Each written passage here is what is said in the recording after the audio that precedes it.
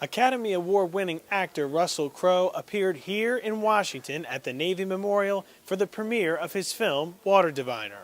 So 3 Australian Academy Awards for the film. You are in the middle of trying to get Australian citizenship. I mean, you've had a lot of success with this film.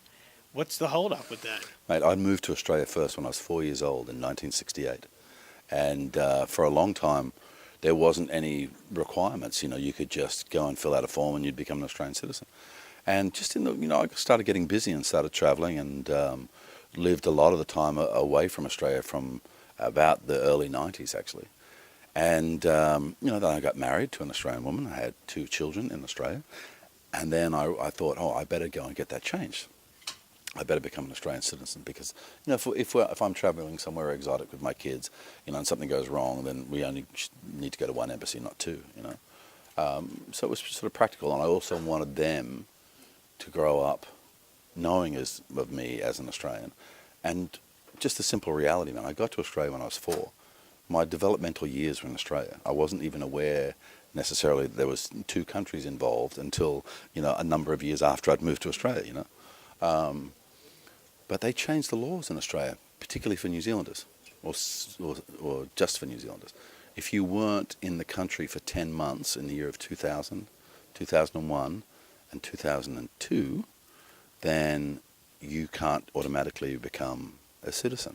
Now, in those years, if you think about it, that's the years between, The Insider, Gladiator, Beautiful Mind, Master and Commander. That's the years I got nominated by the Academy 3 times in a row. So not only am I overseas shooting, I'm also then overseas on these 3-4 month Academy campaigns.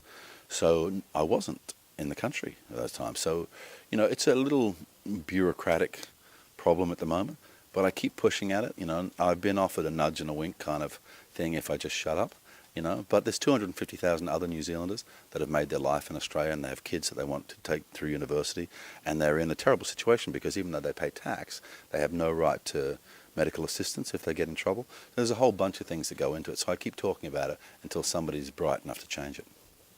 It's a brief period of time. You would think they would make some sort of exception. Wasn't it? It went on forever. But that time period, 2000, 2001, is brief. I mean, you think they would make some sort of exception. Well, I think that there should be some way of arbitrating the conversation. Last time I talked to a guy from the immigration department unofficially, I said, "How old are you?" And he said, 34. I said, "So I've lived in Australia for longer than you have, mate. But I can't be an Australian. Do you think that's reasonable?" Good point. Now, what about the U.S.? I mean, your status in the U.S., do you think it was easier to get that or compared to Australia? Is it a harder process? No, I've been told that if I wanted to get a situation in America, I could get that done. I mean, I've worked here over a long period of time now, and have a lot of people that I've been in business with very successfully. So, but my kids live in Australia, man. And that's where I got to be. Now, with the film, you said you learned a lot about battle and about war. Has that changed any of your opinions of current issues right now?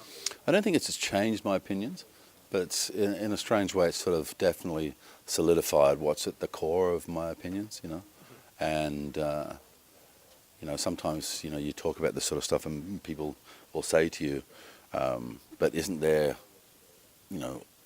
every now and then the right reasons for war? And my response is, shouldn't we have a different question by now?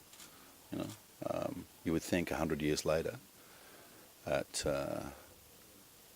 people would be more surprised that we're still involved in armed conflict in exactly the same area of the world that this film's talking about from 100 years ago.